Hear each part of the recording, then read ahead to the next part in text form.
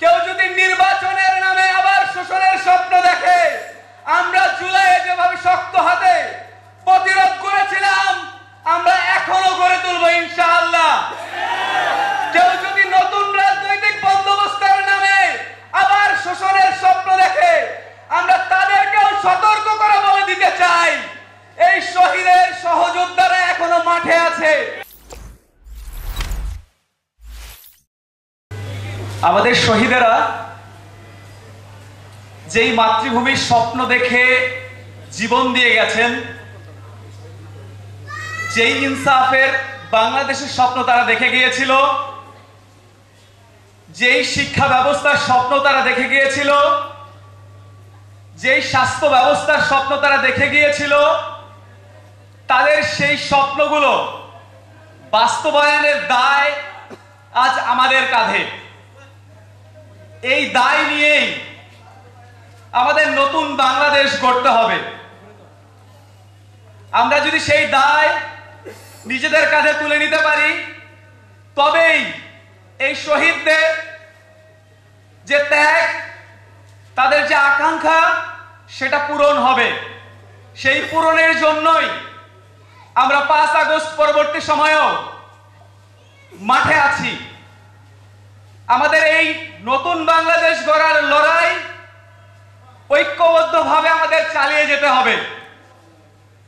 আমরা বিগত সময়ে বাংলাদেশের শব্দের খেলা দেখেছি।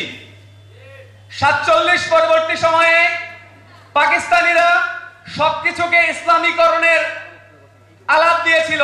তারা ইসলামী শিক্ষা ব্যবস্থা নিয়ে আসবে, ইসলামী স্বাস্থ্য ব্যবস্থা নিয়ে আসবে, ইসলামী বিচার ব্যবস্থা নিয়ে আসবে। তারা এই শব্দের রাজনীতির মধ্য দিয়ে বাঙালি জাতিকে শোষণ করেছিল। পরবর্তী সময়ে 71 পরবর্তী সময়ে ফ্যাসিস্ট শেখ মুজিব আরেকটা নতুন শব্দ নিয়ে আসে, গণমুখী।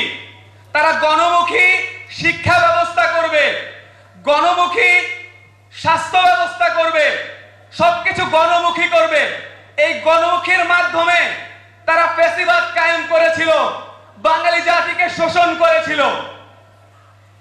এভাবেই শেখ হাসিনাও একটা নতুন শব্দ নিয়ে আসে, সেটা হচ্ছে উন্নয়ন। উন্নয়ন উন্নয়ন এই উন্নয়নের নামে শেখ হাসিনা বাঙালি জাতিকে নানাভাবে নিপীড়ন নির্যাতন করেছে, গুম খুন। শেখ হাসিনার এই আমলেও আমরা উন্নয়ন এই শব্দের রাজনীতির মধ্য দিয়ে নিপীড়িত হয়েছি, নির্যাতিত হয়েছি। এখন আরেক দল আসছে আরেক নতুন শব্দ নিয়ে, সেটা হচ্ছে গিয়ে নির্বাচন।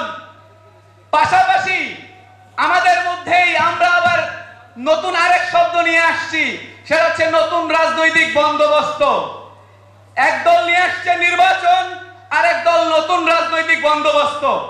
এই দুইটাও কি পূর্বের মতো সেই শোষণের হাতিয়ার হবে, নাকি যে বাঙালি জাতি দীর্ঘদিন ধরে মুক্তির স্বপ্ন দেখছে, একটা সাম্য মানবিক পর্যায়ের রাষ্ট্রের স্বপ্ন দেখছে, সেই স্বপ্ন পূরণ করবে? সেটা দেখার বিষয়। যারা নতুন রাজনীতিতে আসছেন, নতুন বন্দোবস্তের জন্য আসছেন, তাদের আমরা স্বাগত জানাতে চাই, কিন্তু আমরা তাদের সতর্ক করে বলে দিতে চাই, কেউ যদি নির্বাচনের নামে আবার শোষণের স্বপ্ন দেখে, আমরা জুলাইয়ে যেভাবে শক্ত হাতে প্রতিরোধ করেছিলাম আমরা এখনো গড়ে তুলবো ইনশাআল্লাহ। কেউ যদি নতুন রাজনৈতিক বন্দোবস্তের নামে আবার শোষণের স্বপ্ন দেখে, আমরা তাদেরকেও সতর্ক করে বলে দিতে চাই, এই শহীদের সহযোদ্ধারা এখনো মাঠে আছে। আমরা আপনাদেরও ছাড় দেব না।